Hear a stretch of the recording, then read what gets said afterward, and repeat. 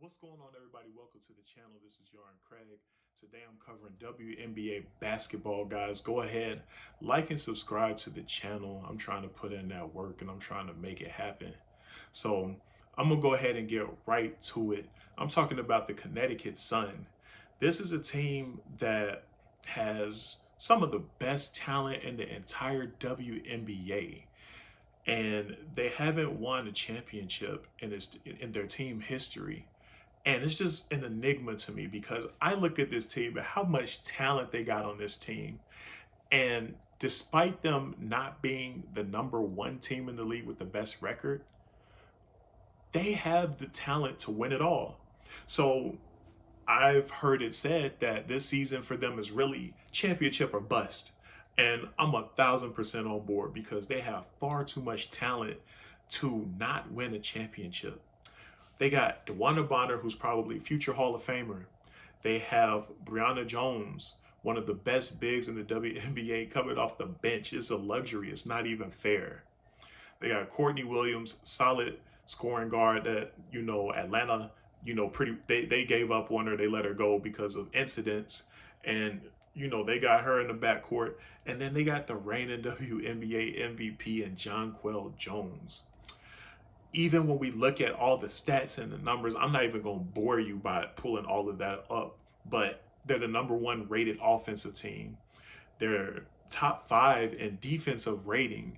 And in most of the major statistical categories, they rank from, top six to best in the WNBA, field goal percentage, free throw percentage. They're at the top of the WNBA. So why am I actually a little worried about this team when it comes playoff time? This team is the ultimate enigma. And the thing I really don't understand, and I got to see it last year, we got to see it last year in the WNBA playoffs. Jonquel Jones won the MVP in the regular season, but when the playoffs came around, she was not the same player. All of her averages dipped. And the bad thing is that that's carried over into this season. That's not to say that she has to average the exact same MVP numbers, year to year to year to year. But this is how I look at this. Jonquel Jones was averaging 19 points and 13 rebounds last season. And I know Alyssa Thomas was out for quite some time, but she's gone from 19 and 13 to 15 and 8. That's a huge drop off from an MVP caliber player. Her percentages are still very high. Her field goal percentage is up. Her 3-point percentage is up. She shoots very well from the free throw line. But her effectiveness is not at the level as it was last year. This team is 9-3, second in the WNBA only to the Las Vegas Aces at 10-2. But could the Connecticut Sun be one of those teams that just simply don't maximize their potential? And what I mean by potential is really, are they not going to maximize Jonquel Jones? 6'6", the WNBA's Kevin Durant. She can handle. She's your biggest player, your tallest player, your most skilled player, the reigning WNBA MVP. This is the startling thing that I saw when I looked these stats up just a few days ago. She was fourth in field goal attempts on this team, behind Courtney Williams, Alyssa Thomas, and DeWanna Bonner. I hold all of those players for the most part in high esteem, but Alyssa Thomas is not as, she's tough as can get, tough as nails. Love her game, tough as nails. But I don't think you're going to win a championship with her as your leading scorer. DeWanna Bonner is a future Hall of Famer. Love her game. I think she's a perfect 3-4-2 shooting guard, small forward, power forward. You could play her at any of those positions in today's WNBA. But I don't think she's the leading player on the championship team. Courtney Williams, she's a very solid scoring guard in the WNBA, but I don't want her taking more shots than the reigning WNBA MVP. She's not anywhere near as efficient as her. And the only player out of all of those that's even close to her efficiency is Alyssa Thomas, but she shoots a lot of her shots towards the basket. Jonquel Jones is an all-around threat where she shoots 41% from the three and 55% from the field. How can you not have the ball in your biggest, tallest player's hands, the most skilled player on your team's hand, more? It just does not make any sense.